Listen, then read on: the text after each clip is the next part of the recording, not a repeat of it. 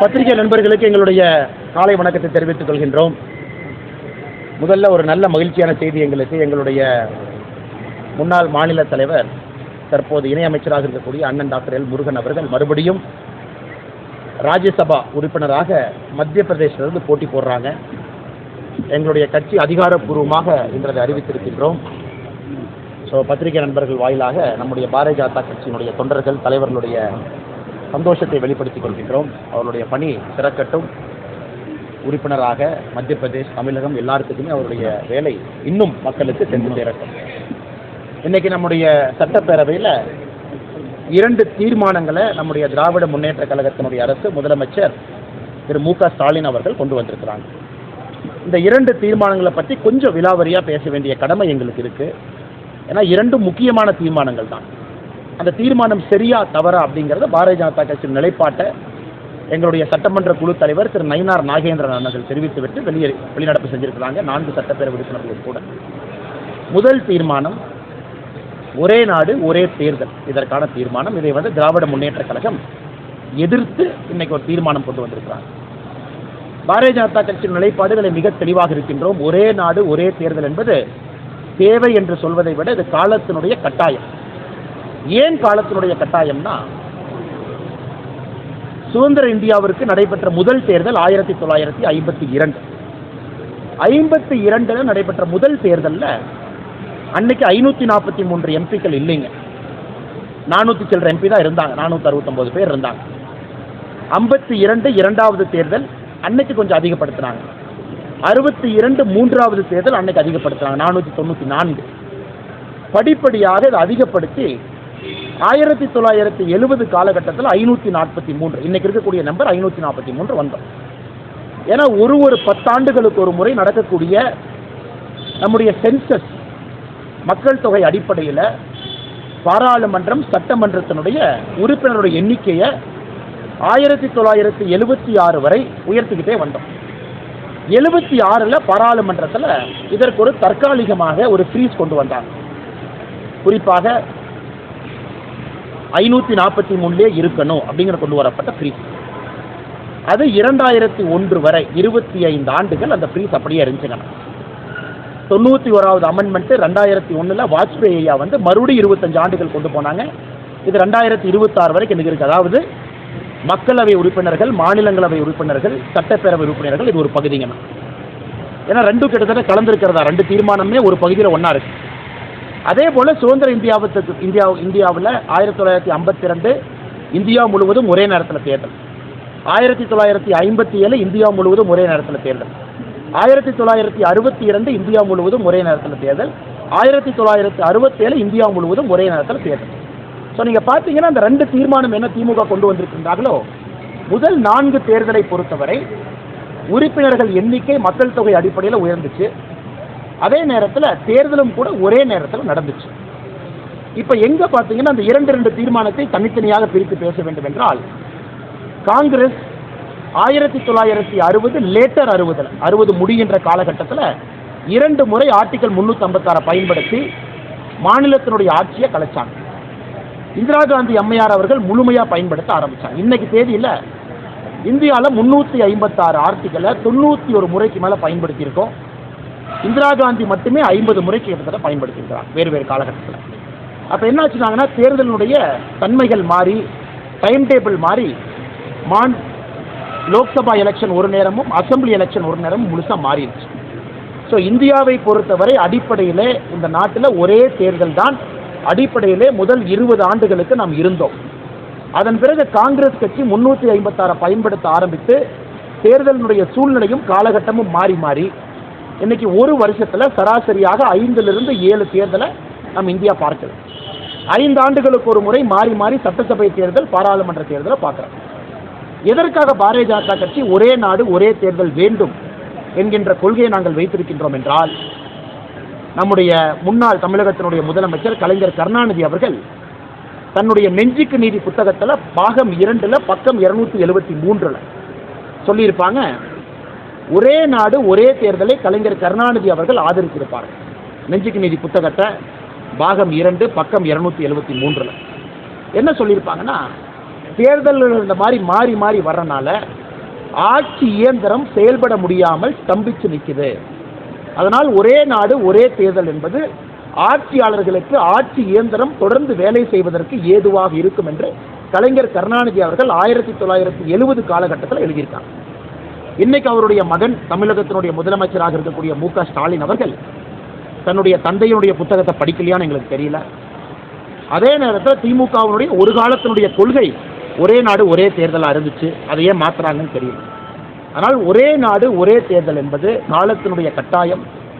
நம்முடைய நாடு இப்போ இல்லைன்னா கூட ஃபியூச்சரில் போய்த்தாங்கன்னு ஆகணும். அது இன்னைக்கு 2024 தேர்தலில் வரப்போகுதா? இது நான் பாரதிய ஜனதா கட்சி மாநில தலைவராக சொல்வதை விட உங்களை போன்ற ஒரு சாதாரண மனிதனாக சொல்ல வேண்டும் என்றால் 2024 வருவதற்கான சாத்தியக்கூறுகள் குறைவு. ஏன்னா ராம்நாத் கோவிந்த் அவர்கள் ரிப்போர்ட்டை கொடுக்கணும். அந்த ரிப்போர்ட் இந்தியாவினுடைய எல்லா சட்டப்பேரவைக்கு போகணும். சட்டப்பேரவையில் 3/2 பங்கு ஆதரவு கேட்கணும். அதன் பிறகு பாராளுமன்றத்தில் கம்பைன்டு சிட்டிங் ஆஃப் லோக்சபா ராஜ்யசபாவில் பாஸ் ஆகும். இப்போ இருக்கக்கூடிய 40 நாள் அது நடக்குமான்னு கேட்டிங்கன்னா ப்ராக்டிக்கலி நடப்பதற்கான சாத்தியக்கூறுகள் ப்ராக்டிக்கலி இல்லை. அதனால் ஒரே நாடு ஒரே தேர்தல் கண்டிப்பாக நடக்கணும். அது எல்லோருடைய விருப்பமும். அது இதில் பாரதிய ஜனதா கட்சி 2024 பாராளுமன்ற தேர்தலுக்கு முன்பு சொல்கிறாங்களா தெரியல, பொறுத்திருந்து பார்க்கணும். ஆனால் இன்னைக்கு நம்முடைய நிலைப்பாடு நிச்சயமாக ராம்நாத் கோவிந்த் அவர்களுடைய அறிக்கை, முன்னாள் ஜனாதிபதி அறிக்கை வரணும். அதில் என்ன சொல்லியிருக்காங்கன்னு பார்க்கணும். அவங்க மக்கள்கிட்ட அரசியல் தலைவர்கள்ட்ட கருத்து கேட்குறாங்க. அதை பொறுத்து மக்களுக்கு தெரியும் அந்த கமிட்டி என்ன சொல்கிறாங்க, என்ன டேட்டை வைக்கிறாங்க, என்ன டைம் ஃப்ரேம் வைக்கிறாங்க. இப்போ இரண்டாவது தீர்மானத்தில் என்ன சொல்கிறாங்கன்னா, மக்கள் தொகை அடிப்படையில் பாராளுமன்ற உறுப்பினர்கள் மட்டும் இல்லைங்கன்னா சட்டப்பேரவை உறுப்பினர்களும் கூட, ஏன்னா ஒரே நேரத்தில் ரெண்டும் நடக்கணும். சட்டப்பேரவை உறுப்பினர்களை அதிகப்படுத்தணும், பாராளுமன்ற உறுப்பினர் அதிகப்படுத்தணும். 234 சட்டப்பேரவை உறுப்பினர்கள் அதிகமாகணும், 543 பாராளுமன்ற உறுப்பினர்கள் அதிகமாகணும். இது ஏன் அதிகமாகணும்? இது கண்டிப்பாக அதிகமாகணும், அது எந்த மாற்று கருத்து இல்லைங்கன்னா. எப்படி அதிகமாகணும் அதற்கான மாற்று கருத்துக்கள் நம்ம எல்லோருக்கும் இருக்கு. ஏன் அதிகமாக வேண்டும் என்றால், இன்னைக்கு ஒரு எம்பி 20 லட்சம் பேர்த்த பார்க்க முடியாது. அந்த எம்பினால 20 லட்சம் பேர்த்துக்கு நியாயம் கொடுக்க முடியாது. அந்த எம்பினால 20 லட்சம் பேர்த்துக்கு சேவை பண்ண முடியாது. ஒரு எம்எல்ஏ தமிழகத்தில் சோழிங்கநல்லூர் போயிட்டீங்கன்னா 5.5 லட்சம் 6 லட்சம், ஹார்பரில் 1,85,000. இதெல்லாம் தமிழகத்தில் இருக்கக்கூடிய பெரிய தொகுதி சிறிய தொகுதி அடிப்படையில். ஸோ ஒரு எம்எல்ஏ இன்னைக்கு 1,85,000 1,90,000 சில தொகுதிகள் 2 லட்சம் இருக்கு. அங்கிருந்து 5.5 லட்சம் வரைக்கும் ஒரு எம்எல்ஏ கொடுக்குறோம். அவர்களால் பணி செய்ய முடியுமான்னு கேட்டிங்கன்னா அவங்களாலே முடியாது. அதனால் அரசு நிர்வாகம் ஸ்தம்பிச்சு நிற்கிறது. அதாவது அரசு இயந்திரத்தை பொறுத்தவரை அதிகாரிகள் நடத்துகிறாங்க, அரசியல்வாதிகளால் நடத்த முடியல, மக்களை சந்திக்க முடியல. ஒரு எம்எல்ஏ ஆஃபீஸில் எத்தனை பேர் இப்போ எம்எல்ஏவை பார்க்க முடியுது? அதனால் இன்னைக்கு நிச்சயமாக பாராளுமன்ற உறுப்பினர்கள் சட்டமன்ற உறுப்பினர்களுடைய எண்ணிக்கை உயர்த்தணும். இது 1976 543 ஃப்ரீஸ் பண்ணாங்க. ஏன் ஃப்ரீஸ் பண்ணாங்க அப்படிங்கிறத முதலமைச்சர் ஸ்டாலின் அவர்கள் மறைக்கக்கூடாது. அஸ்ஸாமில் பிரச்சனையாச்சு, ரெஃப்யூஜி அதிகமாக வந்தாங்க, பங்களாதேஷ்லேருந்து வந்தாங்க. அப்போ அஸ்ஸாம் அக்காடு கையெழுத்து போட்டாங்க. அதன் பிறகு பாராளுமன்றத்தில் ஏகமனதாக 1976 25 ஆண்டுகள் 2001 வரைக்கும் ஃப்ரீஸ் பண்ணிடலாம். 2001 வாஜ்பேயி ஐயா மறுபடியும் 25 ஆண்டுகள் ஃப்ரீஸ் பண்ணாங்க, 91வது அமெண்ட்மெண்ட். இன்னைக்கு 2026 வரைக்கும் தான் ஃப்ரீஸ் இருக்குன்னா. ஸோ எப்படி இருந்தாலும் 2026க்கு பிறகு இந்த ஆண்டுக்கான சென்சஸ், இந்த டிகேட் 2021க்கான சென்சஸ் நடத்தி முடித்த சென்சஸ் நடத்த போகிற சென்சஸை வச்சு 33% இடஒதுக்கீடு கொடுக்கணும். அந்த 33% இடஒதுக்கீடும் சென்சஸ் அடிப்படையில், அதுக்கு சென்சஸ் வேணும், மக்கள் தொகை கணக்கெடுப்பு. 543 உயர்த்தணும், அதுக்கு சென்சஸ் வேணும். 234 சட்டப்பேரவை உறுப்பினர்கள் உயர்த்தணும், அதுக்கு சென்சஸ் வேணும். அதனால் ஏதோ முதலமைச்சர் அவர்கள் எடுத்தங்கவுத்தன்னு ஒரு 10 வரியில் அதை எழுதி கொண்டு வந்து சட்டப்பேரவையில் கொடுத்து இதற்கு நீங்கள் ஆதரவு கொடுங்க, எதிர்ப்பு தெரியுதுன்னு கேட்பது என்னை பொறுத்தவரை அடிப்படையிலே ஒரு திங்கிங் இல்லாமல், யோசனை இல்லாமல் கொண்டு வந்திருப்பதாக நான் பார்க்குறேன். இதெல்லாமே இன்டர் கனெக்டட் தான். 33% இடஒதுக்கீடும் சட்டப்பேரவை உறுப்பினர்கள் எண்ணிக்கையும் பாராளுமன்றத்தினுடைய உறுப்பினர் எண்ணிக்கையும் ஒரே நேரத்தில் ஒன்றா தான் வரும். அப்படி ஒன்றா வந்தால் மட்டும்தான் 33% இடஒதுக்கீடு உங்களால் அமல்படுத்த முடியும். அது இன்னைக்கு நம்ம தெளிவாக சொல்லியிருக்கோம். 2026க்கு பிறகு நடக்கப் போகின்ற சென்சஸ் அடிப்படையில் 2024க்கு அடுத்து வரக்கூடிய எலெக்ஷன், அது 29 பார்லிமெண்ட்டாக இருக்கும், அதுக்கு முன்னாடி வர சட்டப்பேரவையாக இருக்கும், அதற்கு 33% இடஒதுக்கீடு பாராளுமன்றத்தில் சொல்லியிருக்கோம் என்றால் நிச்சயமாக இது வரும். இப்போ இரண்டாவது கருத்து, பாரதிய ஜனதா கட்சி தமிழகத்தில் மக்கள் தொகை அடிப்படையில் மட்டும் இந்த உறுப்பினர்கள் எண்ணிக்கை அதிகரிப்பதை எப்படி பார்க்கறது? ஸோ பாரதிய ஜனதா கட்சி இதை தெளிவாக சொல்லிக் கொண்டிருக்கின்றோம். மக்கள் தொகை மட்டுமே ஒரு கணக்கீடாக இருக்கக்கூடாது என்பதிலே பாரதிய ஜனதா கட்சி தமிழகத்தினுடைய கருத்து தொடர்ந்து சொல்றோம். Population is not the only criteria.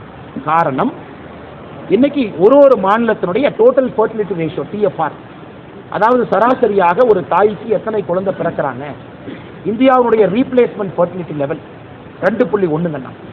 இன்னைக்கு சில மாநிலங்கள் 3 இருக்கு, சில மாநிலங்கள் 1.7 இருக்கு, சில மாநிலங்கள் 2.1 மீட் பண்ணியிருக்கோம். தமிழகம் போன்ற மாநிலங்கள் பாப்புலேஷன் கண்ட்ரோலில் 1.92 2.1 இருக்கு. அப்படி இருக்கும் பொழுது நம்முடைய பிரதமர் அவர்கள் மொடாலிட்டி பற்றி சொல்லலை, பாரதிய ஜனதா கட்சி எப்படி இருக்கும் என்று சொல்லு. பாரதிய ஜனதா கட்சியை பொறுத்தவரை ஒரே நாடு ஒரே தேர்தல். பாரதிய ஜனதா கட்சியை பொறுத்தவரை உறுப்பினர்களுடைய எண்ணிக்கை அதிகப்படுத்தும். அதனால் யாருக்கும் பாதகம் இல்லாமல், எந்த ஒரு மாநிலத்திற்கும் பிரச்சனை இல்லாமல் எல்லா மாநிலமும் சுமூகமாக எடுத்துட்டு போகும். உதாரணத்திற்கு இன்னைக்கு இருக்கிறத டபுள் பண்ணலாமா? இன்னைக்கு தமிழகத்தில் 39 இருக்காங்க, இன்ட்டு 1.8 பண்ணலாமா? இல்லை யூபி இன்ட்டு 1.8 பண்ணலாமா? இன்னைக்கு இருக்கிறத அதே ப்ரொபோர்ஷனேட் ரேஷியோவில் அதிகப்படுத்தலாமா? ஒரு ஆப்ஷன் தான். அல்லது வேறு ஒரு கிரைட்டீரியா கொண்டு வந்து அதிகப்படுத்தலாமா? அது ஒரு ஆப்ஷன். ஸோ எதுவுமே சொல்லாதப்ப பாரதிய ஜனதா கட்சி தமிழகத்தினுடைய நிலைப்பாடு மக்கள் தொகை மட்டுமே அடிப்படை ஆதாரம் இல்லை என்று நாங்கள் தொடர்ந்து சொல்லியும் கூட முதலமைச்சர் அவர்கள் யாரை குழப்புவதற்காக இன்னொரு தீர்மானத்தை கொண்டு வந்திருக்காங்க. அதனால் 2 தீர்மானத்தை ஆழமாக பார்த்தீங்கன்னா, அதிகப்படுத்தணும், ஒரே நாடு ஒரே தேர்தல் கொண்டு வரணும். மொடாலிட்டிஸை பற்றி எங்களுக்கும் கருத்து இருக்கு, அது வருகின்ற பொழுது பார்த்து கொள்ளலாம். யாருக்கும் பிரச்சனை இல்லாமல் மோடி ஐயா கொண்டு வருவாங்க, அதில் எந்த மாற்று கருத்தும் இல்லை. நீலகிரி பாராளுமன்ற தொகுதியில் வந்து மத்திய அமைச்சர் எல்முருகன் போட்டியிடுவார் என்ற அடிப்படையில் தீவிரமாக கடந்த சில மாதங்களாக ஒரு பணியாற்றிய சூழலில் திடீரென அவருக்கு வந்து மாநிலங்களவை தேர்ந்தெடுத்தாங்க. ஆனால் முருகன் ஐயா அவர்களை நாங்கள் யாரும் வந்து நீலகிரியில் நீங்கள் போட்டிடுங்கன்னு சொல்லவே இல்லைங்க. முருகன் ஐயா அவர்களுக்கு நீலகிரி தொகுதியை நீங்கள் தயார்படுத்தி கொடுக்க வேண்டும் என்று சொல்லியிருந்தோம். அதே மாதிரி நீங்கள் பார்த்தீங்கன்னா ஒரு தொகுதி, இந்த தொகுதிக்கு நம்முடைய பொறுப்பாளர்கள் இருக்கிறாங்க, கோயம்புத்தூருக்கு இருக்கிறாங்க, பொள்ளாச்சிக்கு இருக்கிறாங்க. ஸோ அவருடைய தொகுதி நாங்கள் என்ன கட்சியிலிருந்து முருகன் அவர்களுக்கு ஐயாவை கொடுக்கணுமோ அந்த பணியை செஞ்சு தொகுதியை தயார்படுத்தினாங்க. சுற்றுப்பயணம் போகணும், மக்களை சந்திக்கணும். மற்றபடி பாரதிய ஜனதா கட்சியை பொறுத்தவரை நீலகிரிக்கான வேட்பாளர் தயாராக இருக்கிறாங்க. எல்லா ஊர்களுக்கும் தயாராக வைத்திருக்கின்றோம். அவங்க அந்தந்த பொறுப்பை செய்யணும். முருகன் ஐயா அவங்க பொறுப்பை செஞ்சுட்டாங்க. இப்போவும் முருகன் ஐயா அவர்கள் தொடர்ந்து நீலகிரி பாராளுமன்றத்தில் சுற்றுப்பயணத்தில் இருப்பாங்க. ஏன்னா நீலகிரி பாராளுமன்றத்தினுடைய தயார்படுத்த வேண்டிய பொறுப்பு முருகன் ஐயாவுக்கு கொடுத்துருக்கோம். ஸோ தொடர்ந்து நீங்கள் நம்முடைய மத்திய அமைச்சர் முருகன் அவர்களை தமிழ்நாடு முழுவதும் பார்ப்பீங்க, நீலகிரியில் ஸ்பெஷலாக இன்னும் அதிகமாக பார்ப்பீங்க.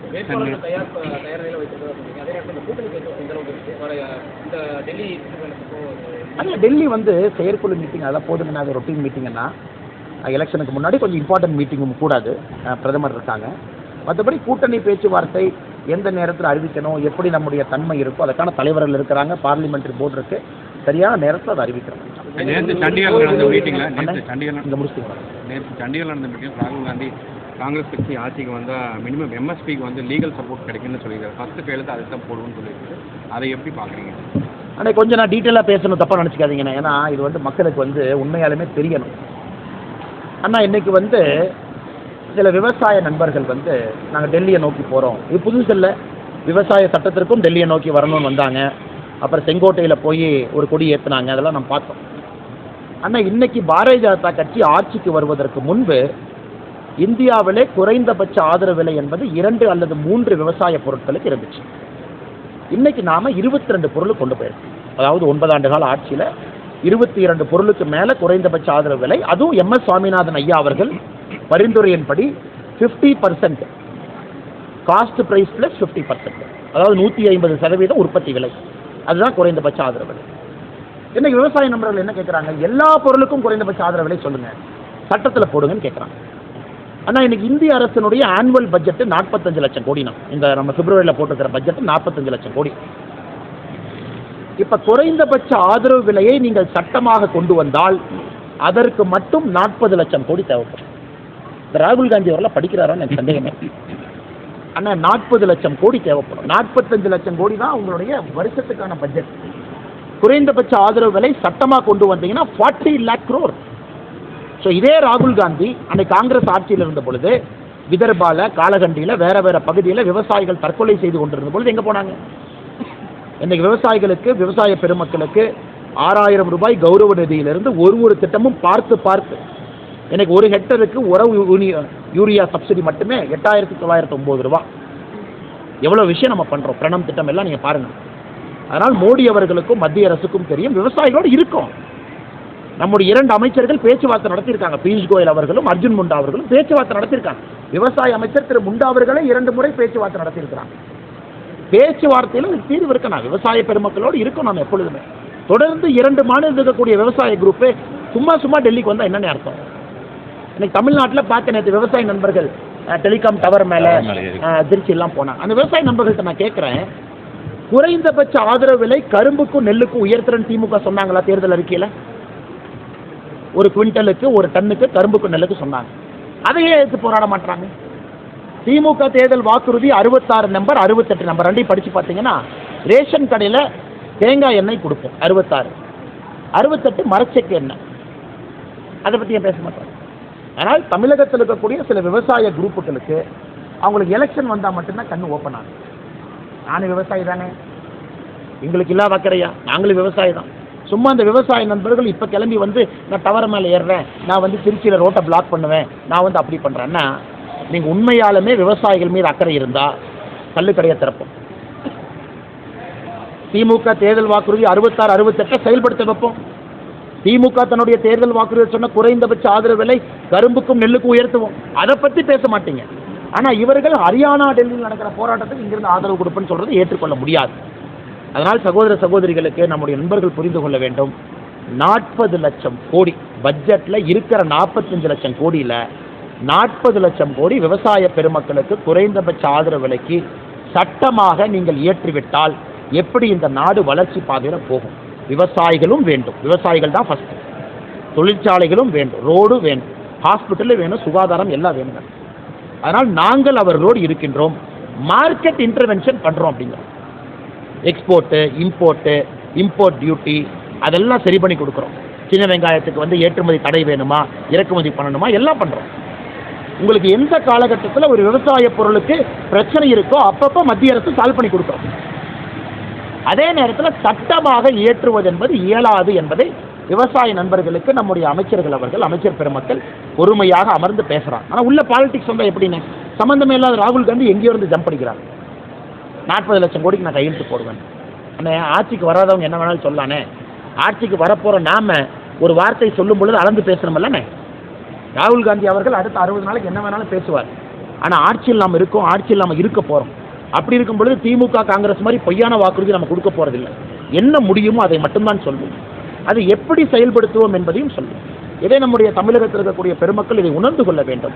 குறைந்தபட்ச ஆதரவு விலை சட்டமாக கொண்டு வந்தால் 40 லட்சம் கோடி தேவைப்படும். மத்திய அரசினுடைய பட்ஜெட்டை அப்போ வரி போடலாமாண்ணே? வரி போடுவோமா? 40 லட்சம் கோடி எப்படி வருது? வரியும் போடக்கூடாது, நமக்கு பிரச்சனை. வரியும் போடக்கூடாது, வர்ற வரியில் பட்ஜெட்டை பேலன்ஸ் பண்ணணும். ஃபிஸ்கல் டெபிசிட்டு 3.64 தாண்டக்கூடாது, அதுக்குள்ளே வரியை போடணும். பணவீக்கம் அதிகமாகக்கூடாது, இன்ஃப்ளேஷனை கண்ட்ரோலில் வைக்கணும். எப்படிங்க என்ன முடியும்? ஆனால் விவசாய பெருமக்களும் பெருந்தன்மையாக, விவசாய பெருமக்களுக்கு எங்களுடைய வேண்டுகோள், 2 கரம் கூப்பி வேண்டுகோள், பெருந்தன்மையாக நீங்கள் நாட்டை பார்க்கணும். எல்லா மக்களும் நன்றாக இருக்க வேண்டும். திரும்ப நம்ம டிராக்டர் எடுத்துகிட்டு போகிறது, டெல்லியை சுற்றி அடைச்சி வைக்கிறது, டென்ட் போட்டு அங்கேயே தங்குறது, இது எத்தனை பேர்த்துக்கு தொந்தரவுண்ணே? எத்தனை பேர்த்துக்கு தொந்தரவு? இவர் கேட்டார், இவர் கேட்டாங்க வரணும். கோவை குண்டுவெடிப்பு சம்பவம் நடந்து 26வது ஆமாங்கண்ணே. நிலைமையில் வந்து அந்த மாதிரி தீவிரவாத செயல்களில் ஈடுபட்ட கைதிகளை வந்து விடுவிக்கணும்னு சொல்லிட்டு திமுக உட்பட எதிர்க்கட்சிகள் எல்லாமே. ஆனால் பிப்ரவரி 14 1998 குண்டுவெடிப்பு கோயம்புத்தூரில் நீங்கள் யாரும் மறக்க மாட்டீங்கன்னா, தமிழ்நாடு ஃபுல்லாக பத்திரிகை நண்பர்கள் வேறு மாதிரி கேள்வி கேட்டாலும் கூட கோயம்புத்தூரை பொறுத்தவரை உங்களுக்கு தெரியும். ஏன்னா நீங்கள் அதை உணர்ந்தவங்க. இது வந்து லிவ்டு எக்ஸ்பீரியன்ஸ், லிவ்டு ரியாலிட்டியான. அன்றைக்கி வந்து 50 பேர் 68 பேர் இறந்தாங்க, 57 பேர் உடனடியாக இறந்துட்டாங்க, 250 பேர்த்துக்கு மேலே காயப்பட்டாங்க, பாதிக்கப்பட்டாங்க.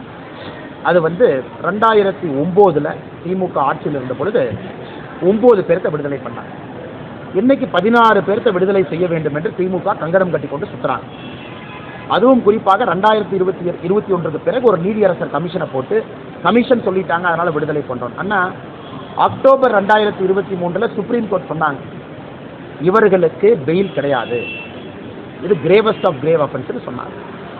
அதன் பிறகு அந்த முக்கிய குற்றவாளி ஒருவர் பெயிலில் போய் மறுபடியும் பெயில் எக்ஸ்டென்ஷனில் இருக்காங்க. அதனால் கோவை குண்டுவெடிப்பு வழக்கில் கன்விக்டட் கிரிமினல்ஸை எந்த காரணத்திற்கும் வெளியே விடக்கூடாது என்பது பாரதிய ஜனதா கட்சியினுடைய நிலைப்பாடு. இதில் எந்த மாற்று கருத்து இல்லை. ஏன்னா கோயம்புத்தூருக்கு வந்திருக்கக்கூடிய அபாயம், ஏன்னா 3 நாளைக்கு முன்னாடி தானே என்னையே 5வது ரைடு பண்ணுறான். Arabic college, Madras Arabic college, Coimbatore Arabic காலேஜெலாம் ரைடு பண்ணி இன்னொரு 4 பேர்த்த கைது பண்ணுறாங்க. சார்ஜ் ஷீட் 3 போட்டிருக்காங்க. தொடர்ந்து நடந்துக்கிட்டே இருக்குது. கோயம்புத்தூரை பொறுத்தவரை இன்னும் அபாயத்திலிருந்து தப்பிக்கலை. ஆனால் சில அரசியல்வாதிகள் வாக்கு வங்கிக்காக என்ன வேணாலும் செய்யலான்னு செய்கிறாங்க. இதை நாங்கள் கடுமையாக எதிர்க்கின்றோம். இன்னைக்கு சாயந்தரம் ஆர்எஸ்புரத்தில் இதை பற்றி இன்னும் விலாவரியாக நாங்கள் பேச போகிறோம். எம்ஜிஆரை பார்ப்பது போல அமைச்சர் உதயநிதியை வந்து மக்கள் பார்க்கிறார்கள். எம்ஜிஆர் ஐயாவை போஸ்டரில் பார்க்குற மாதிரி இருக்கு. எம்ஜிஆர் ஐயா வந்து போஸ்டரில் பார்க்குற மாதிரி, எம்ஜிஆர் ஐயா வந்து புரட்சி தலைவர் ஐயாவை போஸ்டரில் பார்த்தா எப்படி இருக்கும் அது போல் பார்த்தா இருக்கு. ஆனால் இன்றைக்கி எப்படி ஆகி போச்சு, நான் இந்த கொத்தடிமைகளுடைய கூட்டம் ரொம்ப அதிகமாகி போச்சு. 80 வயசு ஆச்சு, 82 வயசு ஆச்சு. அரசியல் இருக்க வேண்டிய ஒரு மூத்த தலைவராக இருக்கக்கூடியவர்கள். ஒருத்தர் கோயம்புத்தூரில் சொல்கிறாரு உற்சவர் மூலவர்ங்கிறார், பார்த்தீங்களா? அதாவது ஸ்டாலின் ஐயா வந்து மூலவர். இவர் வந்து உற்சவர்னு என்ன அர்த்தம்? ஸ்டாலின் ஐயா ரூமில் போட்டு அடைச்சி வச்சுட்டு 2024 கழித்து விட்டுட்டு அடுத்து உதயநிதி வாழ்க நாமம் போட்டு அப்படியே கூட ஒட்டிக்கிட்டா நம்ம வளர்ந்துடலாம் அப்படின்னு ஒரு குரூப் கிளம்பியிருக்கு. அதனால் இது எல்லாமே தமிழகத்தில் எப்படி இருக்குனாங்கன்னா, இந்த கொத்தடிமைகள் வந்து இன்னைக்கு ஜால்ரா கோஷ்டிகளாக மாறி இருக்கிறாங்க. எம்ஜிஆரை பார்த்தோம். ஆனால் எம்ஜிஆர் அவர்கள் தனித்தன்மை என்னன்னா, புரட்சி தலைவர் அவர் கீழிருந்து வந்து கடினமாக உழைச்சி சினிமா துறையில் கால் பதிச்சு ஒரு தனித்தன்மையாக விளங்கி மக்களுடைய அன்புக்கெல்லாம் கட்டுப்பட்டு அரசியலுக்கு வந்து இவங்க எம்ஜிஆரை பார்க்குற மாதிரி இருக்குன்னா, எம்ஜிஆர் ஐயா அவர்களை எவ்வளவு கேவலமாக அவங்க பேசியிருப்பாங்க அரசியலுக்கு போய். அதன் பிறகு தனிப்பெரும் தலைவராக உருவாக்கி மக்களுடைய மனதை வென்றவர். இன்னைக்கு உதயநிதி ஸ்டாலின் அவர்களுடைய சாதனை என்ன? கோபாலபுரத்தில் பிறந்து ஏதோ ஒரு ஃபேமிலி கோட்டால் ஒரு காலேஜில் படித்து, அதன் பிறகு ஃபேமிலி கோட்டால் சினிமாவில் நடிக்க போய், அதன் பிறகு ஃபேமிலி கோட்டால் ரெட் ஜெயின் மூவி ஆரம்பித்து, அதன் பிறகு ஃபேமிலி கோட்டால் ஒரு சீட்டில் ஜெயிச்சு, அதன் பிறகு ஃபேமிலி கோட்டால் மந்திரி ஆயிடுச்சு. ஸோ ஏதாச்சும் 1% கம்பேரிசன் இருக்காங்க? 1% கூட கம்பேரிசன் இல்லை. அதனால் நீங்கள் எம்ஜிஆர் ஐயாவை போஸ்டரில் பார்த்து ரசித்த மாதிரி உதயநிதி ஸ்டாலின் அவங்களும் அந்த கொத்தடிமைகள் கூட்டம் ரசிச்சுக்கிட்டு. மற்றபடி எந்த அளவுக்கு தமிழகத்தில் கொத்தடிமைகள் கூட்டத்தினுடைய ஜால்ரா அதிகமாக இருக்கிறது என்பது கடந்த 2 நாட்களாக உற்சவர் மூலவர் எம்ஜிஆர் ஐயாவையும் உதயநிதி ஸ்டாலின் அவங்க கம்பேரிசன்லாம் இன்னைக்கு வந்து எங்கேயோ தாண்டி போயிட்டு இருக்கு. ஏங்க தலைவா, நீங்கள் வேறு இருக்கிற வேலையோ செய்ய முடியாமல் சொல்லிட்டு இன்னைக்கு கட்சி எனக்கு கொடுத்துருக்கக்கூடிய பணி, எல்லா இடத்துக்கும் போங்க, பிரச்சாரம் பண்ணுங்க, கட்சியை தயார் பண்ணுங்க, இதை மட்டும்தான் செய்து கொண்டிருக்கின்றேன்.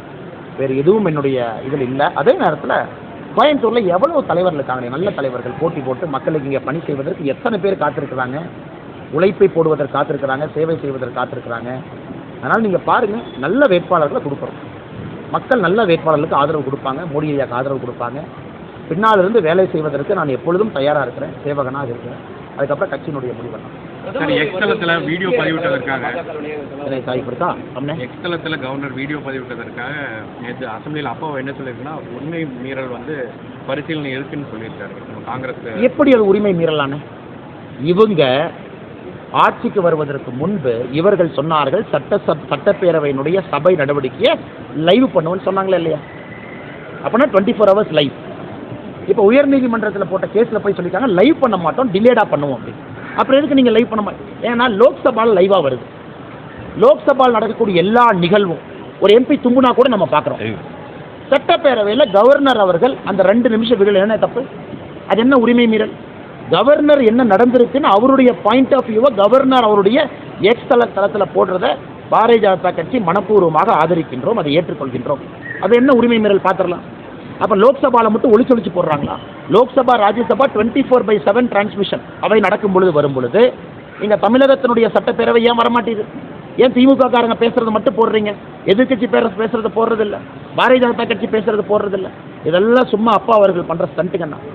இன்னைக்கு தமிழகத்தினுடைய கரெக்டாக சொல்லிடுறாங்க, இன்னைக்கு கொஞ்சம் மாற்றி சொல்லிட்டேன். தமிழகத்தினுடைய சபாநாயகர் இன்னைக்கு திராவிட முன்னேற்ற கழகத்தினுடைய கார்டு ஹோல்டிங் மெம்பரை விட மோசமான உடன்பிறப்பாக இருக்காங்க. அதனால தான் சட்டப்பேரவையில் இவ்வளவு பிரச்சனை வருது. அதனால் சபாநாயகர் அவர்கள் தன்னுடைய இருக்கையில் அமர்ந்து நடுநிலைமையாக இருந்தால் எந்த பிரச்சனையும் வராது. இதில் உரிமை மீறலுக்கெல்லாம் 1% கூட இல்லை, அவங்க சும்மா பேசிகிட்டு இருக்கலாம். ஆனால் நம்முடைய பிரதமருடைய வருகை பல்லடத்திற்கு நாங்கள் தேதி அறிவிக்கிறோம். ஒரு நாள் முன்னாடி பின்னாடி இருக்கும். ஏன்னா பிரதமருடைய வேறு ஷெட்யூல் அட்ஜஸ்ட் பண்ணுறாங்க. அதிகாரப்பூர்வமாக அறிவிப்பு வந்த பிறகு நாங்கள் சொல்கிறோம். நிறைய மாற்றுக் கட்சியினுடைய பெரிய தலைவர்கள் பாரதிய ஜனதா கட்சி இணைவதற்கு தயாராக இருக்காங்க. சில பேர் சென்னையில் இணைய போகிறாங்க. வருகின்ற காலத்தில் டெல்லியில் நீங்கள் பார்ப்பீங்க அதே மாதிரி இணைவாங்க. ஸோ பிரதமர் அவர்கள் வரும்பொழுது நிறைய இணைந்த தலைவர்கள் பிரதமரை பார்ப்பதற்கு வாய்ப்பு ஏற்படுத்தி கொடுக்கும்.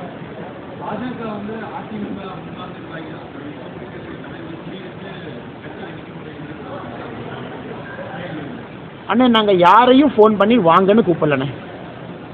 விருப்பப்பட்டு யாரெல்லாம் வருகின்றார்களோ பாரதிய ஜனதா கட்சியில் நினச்சிக்கிறோம். இவங்க என்ன சொல்கிறாங்க, பாரதிய ஜனதா கட்சி வளரல, யாருமே சேரலிங்கிறாங்க. இப்போ பாரதிய ஜனதா கட்சி வளருது சேர்றாங்கன்னு என்ன சொல்கிறாங்க, எங்கள் கட்சியிலும் தூக்குறீங்கிறாங்க. ஆனால் நாங்கள் எந்த கட்சிக்கும் எதிரில்லை. முதல்ல இருந்து நான் சொல்கிறேனே, பாரதிய ஜனதா கட்சி தனித்தன்மையோடு வளர வேண்டும் என்பது எங்களுடைய இலக்கு. ஒரு கட்சியை வீக்கன் பண்ணி ஒரு கட்சியை உடைச்சு நான் 2.5 வருஷமாக சொல்லிட்டு இருக்கேன். அந்த வேலைக்கெல்லாம் பாரதிய ஜனதா கட்சி எப்பொழுதும் போகாது. உண்மையை சொல்ல வேண்டும் என்றால் அடுத்து இணையக்கூடிய பட்டியல் இந்த முதல் பட்டியலில் யார் இணைஞ்சாங்களோ இதை விட அதிகமாக இருக்கும். வருகின்ற காலத்தில் விரைவில் பார்ப்போம். அவங்க தலைவர் வயசு என்ன, எஸ்டி வேலுமணி என்ன, சில பேர்த்தோட நாமம் வாழ்க, அவர் வாழ்க, இவர் வாழ்க, அடுத்த முதலமைச்சர் வாழ்க, வருங்கால முதலமைச்சர்ங்கிறாலே வயசு என்னன்னு. என்னை பற்றி எல்லாம் திட்டி பேசுகிறாங்கல்ல, திண்டுக்கல் சீனிவாசன் வயசு என்னன்னு. அண்ணன், அவங்க கட்சியில் இருக்கிற தலைவரையே வேலுமணி எனக்கு கேவலப்படுத்துன்னு முடிவு பண்ணிட்டாரா? அவருக்கு என்ன இபிஎஸ் மேலே கோவமா? அவங்களாம் 18 வயசு இளைஞர்களா? பாரதிய ஜனதா கட்சியில் யார் இணைந்திருக்கின்றார்களோ அவர்களுடைய வயது அவர்கள் கட்சியில் இருக்கக்கூடிய பொதுச் செயலாளரை விட 90% வயது குறைவு. அதனால் அவர்கள் கட்சியில் இருக்கக்கூடிய தலைவர்களே இந்த அளவுக்கு அவங்க அசிங்கப்படுத்துறாங்கன்னா உள்ள எந்த அளவுக்கு அசிங்கப்படுத்தியிருப்பாங்கன்னு தான் அவங்க வந்திருக்காங்க.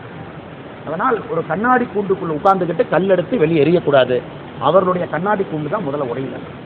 வேலுமணி அண்ணன் மீது எனக்கு தனிப்பட்ட விதத்தில் ஒரு மரியாதை இருக்கு. ஆனால் அவங்க கட்சியிலேருந்து இணைஞ்சவங்களை நான் இணைஞ்சவங்க யாரையுமே ஏடிஎம்கேவை பற்றி கிரிட்டிசைஸ் பண்ண விடலையாண்ணா. எங்களுடைய தனித்தன்மை என்னன்னா, ஒருத்தவங்க கட்சியில் இணைகிறாங்கன்னா அவங்க வந்த கட்சியிலேருந்து யாரையும் கிரிட்டிசைஸ் பண்ண நாங்கள் அனுமதி கொடுப்பது கிடையாது. அது உங்களுடைய கடந்த காலம். நீங்கள் ட்ராவல் பண்ணியிருக்கீங்க, பாரதிய ஜனதா கட்சிக்கு வந்திருக்கீங்க. அவங்க 18 பேர்த்தில் ப்ரெஸ் மீட்டில் உட்கார வச்சு ஏடிஎம்கேவை திட்டுங்கன்னு யாராச்சும் சொன்னோமா?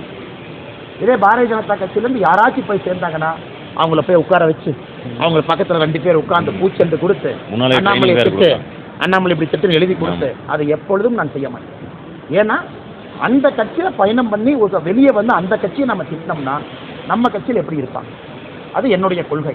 அதனால் வெளியே வந்தவர்கள் மிக கண்ணியமாக பாரதிய ஜனதா கட்சியில் இணைந்து கண்ணியமான அரசியல் செய்யும் பொழுது அந்த கட்சியில் இருப்பவர்கள் இவர்களை பற்றி இது போன்று தவறாக சொன்னால் அது ஏற்றுக்கொள்ள முடியுமா அப்படின்னு தான் நான் கேட்குறேன். அண்ணன், இது ரொம்ப கடுமையான கண்டனங்கள். ஏன்னா கேரள அரசு வந்து ரொம்ப நாளைக்கு முன்னாடியே நம்ம குறைக்க போகிறோன்னு ஒரு வார்னிங் கொடுத்துட்டாங்க. அதன் பிறகு குறைச்சாச்சு. இன்னைக்கு 2 ரூமர் ஓடிட்டு இருக்கு. ஒன்று, கேரள அரசு கொடுக்க வேண்டிய பணத்தை அவங்க கொடுத்தாங்களா கார்பரேஷன்லேருந்து? கேள்வி நம்பர் 1 எனக்கு தெரியாது. பத்திரிகை நண்பர்கள் நீங்கள் தான் சொல்லணும்.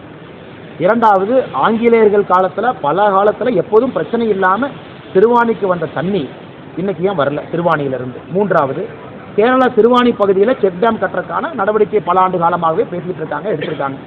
அதை பற்றி தமிழக அரசு வாய் திறக்காது. எதற்காக? இவர்களை பொறுத்தவரை பார்டரில் இருக்கக்கூடிய பகுதிகள் இன்ட்ரெஸ்ட்லாம் சாக்ரிஃபைஸ் பண்ணுறாங்க. கம்பம் போங்க, மதுரை பக்கம் போங்க, முல்லை பெரியாறு பிரச்சனை, இங்கே வாங்க திருவாணி பிரச்சனை, அதே போல் தூத்துக்குடி திருநெல்வேலி கீழே போங்க அங்கேயும் பிரச்சனை. ஸோ எல்லா இடத்திலும் கூட ஒரு இந்தி கூட்டணி இருக்க வேண்டும். அதற்காக கஷ்டமான கேள்வியை நாங்கள் கம்யூனிஸ்ட்டை பார்த்து கேட்க மாட்டோம் அப்படிங்கிறாங்க. சஃபர் ஆக போகிறது கேரளா மக்கள். அதெல்லாம் இந்த பாராளுமன்ற தேர்தலில் ரிஃப்ளெக்ட் ஆகும். மக்களுக்கு இது போன்ற ஒரு அரசு வேண்டாம் என்பதிலே தெளிவாக இருக்கின்றார்கள். அதனால் எங்களுடைய கடுமையான கண்டனங்கள் கேரள அரசுக்கு நிறுத்துவதற்கு எந்தவித அருகதையும் கிடையாது.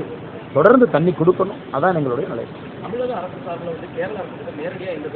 எதுவும் பேச மாட்டாங்கன்னா எதுக்குன்னே பேசுவாங்க? இங்க இருக்க கம்யூனிஸ்ட் கட்சி எதுக்குன்னே பேசும்? அவங்க எதுக்குன்னே பேசுவாங்க? கம்யூனிஸ்ட் கட்சி 2 சீட்டை 3 சீட் ஆக்கலாமா? இப்போ கோயம்புத்தூர் சீட்டே கம்யூனிஸ்ட் கிடைக்குமான்னு தெரியல. அதனால் அவங்க இந்த நேரத்தில் எதிர்த்து பேசி அந்த சீட்டு கிடைக்காம போயிடுச்சுன்னா அவங்களுக்கு இருக்கிறதே கோயம்புத்தூர், திருப்பூர், நாகப்பட்டினம், மதுரை எதிர்த்து பேசி 4 போயிடுச்சுன்னா என்ன பண்ணலாம்? கம்யூனிஸ்ட் கட்சி எதிர்த்து பேசுவதற்கெல்லாம் வாய்ப்பே இல்லைன்னு. நீங்கள் கம்யூனிஸ்ட் கட்சி மக்கள் பிரச்சனையெல்லாம் பேசி அதெல்லாம் 30 வருஷத்துக்கு முன்னாடி அதெல்லாம் நல்ல கண்ணையா இருக்கும்போது நல்ல கண்ணையா காலத்தில் மக்கள் பிரச்சனையை பேசினா அது ஒரு தனி கம்யூனிசம். அது ஒரு அற்புதமான கம்யூனிசம். மக்களுக்காக போராடினவங்க. இவங்கெல்லாம் கமர்ஷியல்னு திமுக அக்கௌண்ட்லேருந்து மணி டிரான்ஸ்ஃபர் எங்கண்ணே, அப்புறம் எலெக்ஷன் டைமில் சீட்டு பேரம். அதனால் இவர்கள் வந்து சிறுபான்மை பிரச்சனையை பேசுவாங்கன்னு எதிர்பார்ப்பது நம்முடைய தவறுங்க. பார்ப்போம்.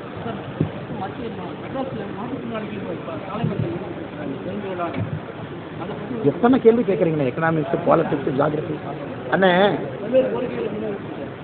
அண்ணே மாற்றுத்திறனாளிகளை பொறுத்தவரை இன்னைக்கு பாரதிய ஜனதா கட்சியில் ஒரு தனி பிரிவு ஆரம்பிப்பதற்காக ஆலோசனை இருக்கின்றோம். ஏன்னா நம்ம யாத்திரையில் போகும் பொழுது நிறைய பேர்த்தினுடைய கஷ்டத்தை பார்க்கும் பொழுது மாற்றுத்திறனாளிகளுடைய கஷ்டத்தை தான் அதிகமாக பார்க்கணும்.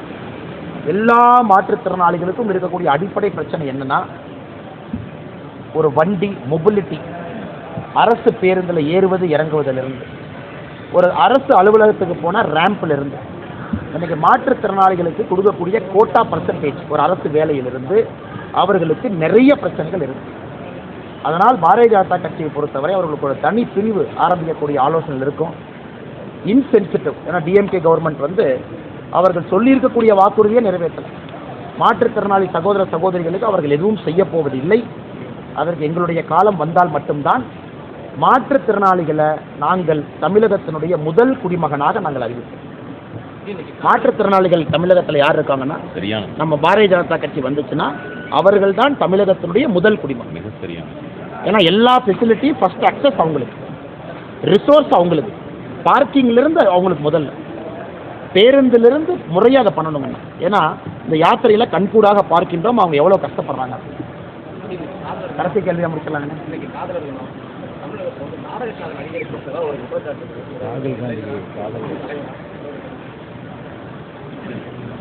ஆனால் அது எப்படி பதில் சொல்கிறதுன்னு தெரியல. அவர் சொல்றதுங்க திருமணம் ஆயிருக்கு. இல்ல அவர் சொல்றது நாடக காதல் திமுக காங்கிரஸ் நினைக்கிறேன். ஆனா இளைஞர்களுக்கு எப்பொழுதும் வாழ்த்து இருக்குனே. அவர்களுக்கு பிடித்த ஆணோ பெண்ணோ அது இப்ப சொல்லிடணும். ஆனா எதாவது பேசி விபரீதம் ஆயிருதுனே. அப்புறம் டிஃபமேஷன் சூட்லாம் போடுறாங்க. அது என்னைக்கு அந்த டிஃபமேஷன் சூட் கணக்கு பார்த்தீங்கன்னா இந்தியாவிலேயே அந்த அமௌண்ட் அதை எவ்வளோ அமௌண்ட். அண்ணா எல்லா இளைஞர்கள் நன்றாக இருக்க வேண்டும். என்னுடைய திருமணம் கூட ஒரு புரிந்த ஒரு காதல் திருமணம். அதனால் எல்லாம் நல்லா இருக்கட்டும். அதில் எந்த எங்களுக்கு எப்போவும் ஆட்சேபனை கிடையாதுன்னா அவர்களுடைய வாழ்க்கை துணையை அவர்கள் தேர்ந்தெடுத்துக் கொள்கின்றார்கள். அதனால் அன்பான வேண்டுகோள்னா திமுக காங்கிரஸ் மாதிரி காதல் திருமணம் இருக்கக்கூடாது.